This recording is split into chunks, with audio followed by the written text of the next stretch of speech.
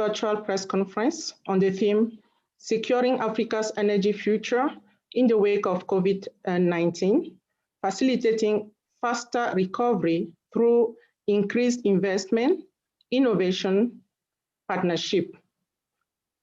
As you well know, this press conference is holding within the context of the second Ministerial Forum on Powering Africa's Energy Future, co-organized today by the African Union Commission and the International Energy Agency, under the auspices of the South African Chairmanship of the African Union, represented by the Department of Mineral Resources and Energy. Now, for a quick presentation, my name is Esther Azatanku. I'm the Head of Information within the Department of Information and Communication of the African Union. And I will be moderating this press conference. I will be assisted in this press conference by Mr. Jad Mouawad from the International Energy Agency. It is now my honor to present the personalities and key speakers who will be addressing this press conference. His Excellency Dr. Amani Abu Zaid. She is the Commissioner for Infrastructure and Energy at the African Union. And His Excellency Dr. Fatih Birol, who is the Executive Director of the International Energy Agency. Each speaker will have 3 minutes to introduce the topic, and we will open the floor for questions. We strongly advise the journalists to send their questions through the Zoom chat box and identify themselves and their media while sending these questions. It is now my honor to invite His Excellency Dr. Amani Abu Zaid, Commissioner for Infrastructure and Energy at the African Union. Please, you have the floor with the mic. Thank you very much, my sister Esther, and allow me at the outset also to greet Dr. Fatih Birol, the Executive Director of the IEA. As you rightly mentioned, we just concluded now the second African Union Commission International Energy Agency Ministerial Forum, which was co-hosted by the AUC and the IEA under the auspices, of course, of South Africa, the country currently the presidency of the African Union. The first AUC-IEA Ministerial Forum was held in June last year at the African Union headquarters in Addis Ababa. And it was our intention to hold this year's forum in Johannesburg, but of course, we had the challenge of the pandemic, so we turned into the virtual mode. These annual ministerial fora are the brainchild of African Union Commission and IEA, who have been partnering for many years, especially in the area of energy statistics and capacity building. The two organizations signed an MOU in 2018 to further strengthen our partnership and decided to start these annual fora with the objective of creating strategic high-level dialogue on pressing energy issues in Africa and globally, and coming up with ways of to contribute to solving the common challenges facing the energy sector and ensuring and securing its future.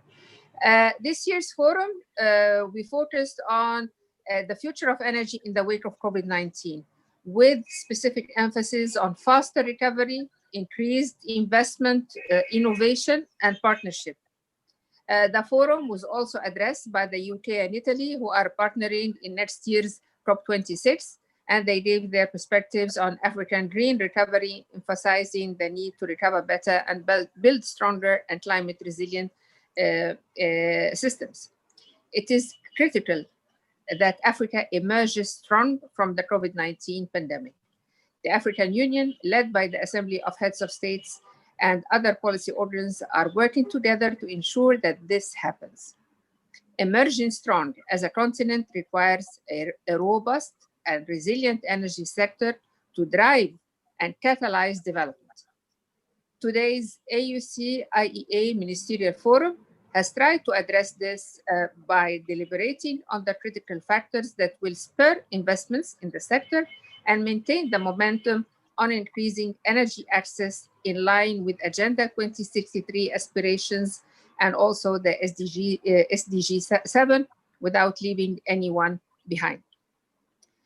From the deliberations, it was clear that EU member states must scale up infrastructure investment, strengthen energy security, and promote green growth of economies. We must tap not only on the vast energy resources that Africa is blessed with, but also on the unique demographic setup of our continent by giving opportunities to youth and women, embracing digital innovations in technical and business processes. The forum emphasized sustainable recovery, financing, and investment and strong partnership, as I said. And I'll be happy, of course, to respond to any question. And I thank you. Thank you very much, Excellency. That was very enlightening and educating. And it will now be my honor to invite His Excellency Dr. Fatih Birol, who is the Executive Director of the International Energy Agency. Please, Excellency, you have the mic. Thank you very much. And very briefly, many thanks to Madam EU Commissioner and Minister Mantashe of South Africa, together with IEA, bringing so many African energy ministers in the continent. We had 20 countries, out of them 16 ministers from in the south, from South Africa to North Egypt, Algeria, and many others. And we had several international organizations, energy companies, lenders of money. So great meeting, and the participants make about 75% of the African energy consumption today, very, very representative group. The key issue was COVID and its impact on the African economy, African energy system, which we all agreed there are devastating impacts on the African energy markets, ranging from electricity sector to oil and gas producers. And we discussed how to get out of this crisis in a better shape, in a stronger Africa, stronger African energy markets. And I can assure you that we received many good suggestions, recommendations from the governments in the continent, from governments in Europe, in the United States, Japan, and also from international organizations and the financial and energy companies. I stop here. If you have questions, happy to get them. Thank you. Thank you very much, Excellency. It is now my honor to invite the co-moderator, Jaid. Please read the questions that you've received so far from the journalists, and let's see if we can start answering them one by one. Thank you very much, Esther. Thank you, Madam Commissioner, Dr. Birol. So we have a number of questions that have arrived, and we encourage members of the press to send your questions through the Q&A box. For the interest of time, I will group those questions. We received a set of questions that I will address to Dr. Birol, and then a set of questions I will address to Madam Commissioner. Maybe I'll take them by three and then start with Dr. Birol. From Elkaiva Gupte from S&P Global Platts. Energy transition is expected to look and move at different pace in Africa compared to other continents. What's your view on that? What are the steps that the IEA is taking to encourage some of the key African oil and gas producers to decarbonize? And with African oil and gas investments adversely affected, what steps does the IEA recommend to some of these countries which have been impacted? First, Dr. Birol, please. Thank you very much.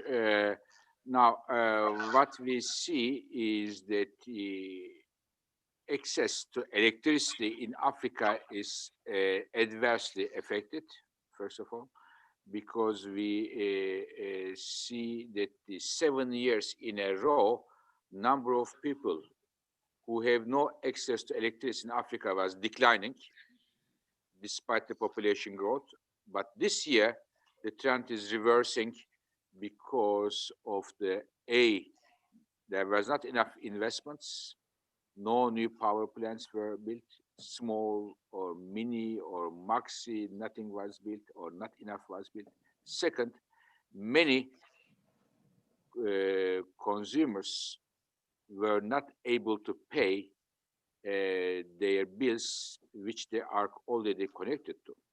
So as a result of that, 2019, there were 580 million people in sub-Saharan Africa who didn't have access to electricity.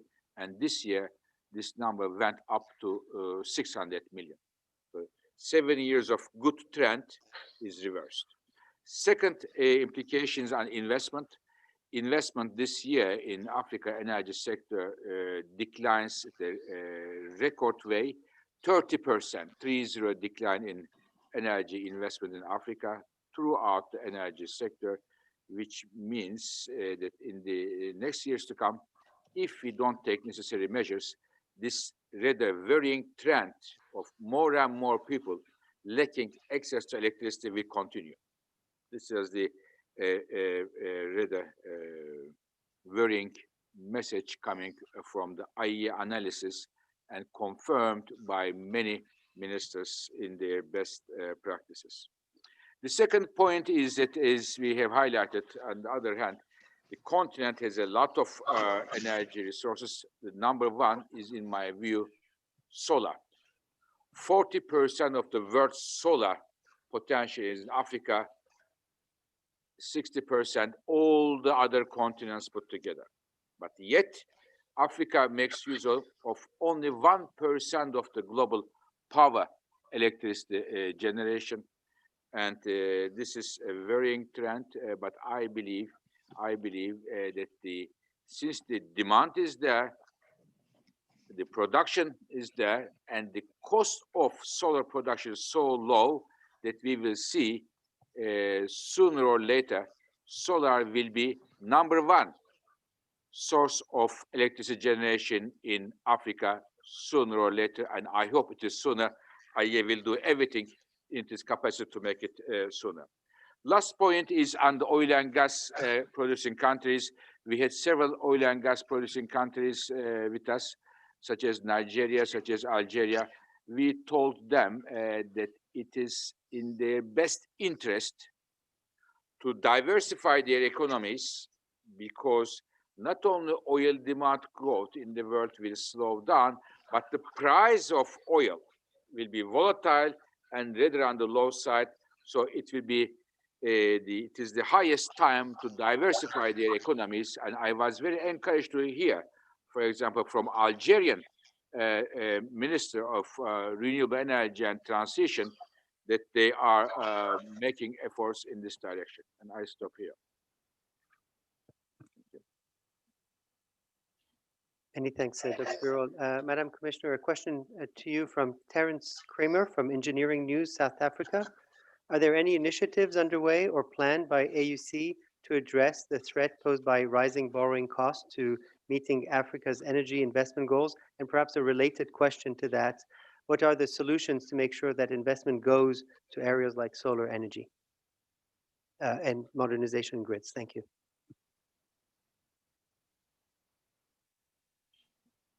Could you please just turn on your... Sorry. Thank you. Yes. Thank you. Thank you very much for the question. The question actually rose, or the rising borrowing cost, not only to meet the Africa energy investment goals, but also the Africa infrastructure investment goals in general. Because remember, as much as we need energy, we also need investments in other aspects of infrastructure. Well, that said, specifically linked to the COVID-19, as you all know, that the African Union has been leading with the task force of eminent Africans to mobilize support, global support and debt relief to African countries going forward. And that has been taking place since the eruption of the pandemic. However, I need to say something, because this is often cited and it's not very accurate. Very often in meetings, or very often when we talk to investors, the element of risk or Africa is risky comes into the discussion. I need just to clarify something. Investment in infrastructure in Africa it has almost the lowest risk right after Middle East and Europe and Middle East. So the highest risk will be in other regions of the world, but not in Africa. And so there is a perpetuation of this perception and not the reality.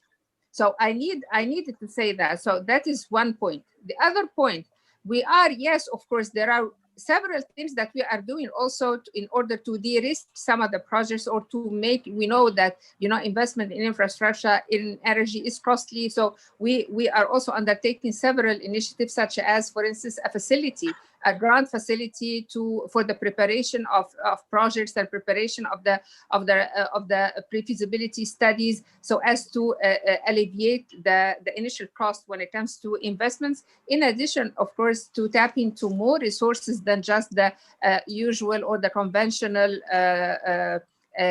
donors or partners. And by that, I mean also looking into the continent, African private sector. That's through the Africa 50, for instance, initiative, international partners other than the multilaterals, such as foundations, funds, and so on and so forth, and events such as the one that we just held today with the stakeholders who were present. That was also an element, or one of the things that we are doing, to advocate and to show what kind of opportunities or potential there is on the continent, and to reach out. So it's also by amplifying, the messages coming, more frequent messages coming from Africa and being amplified thanks to a fora like this. We try to reach out to more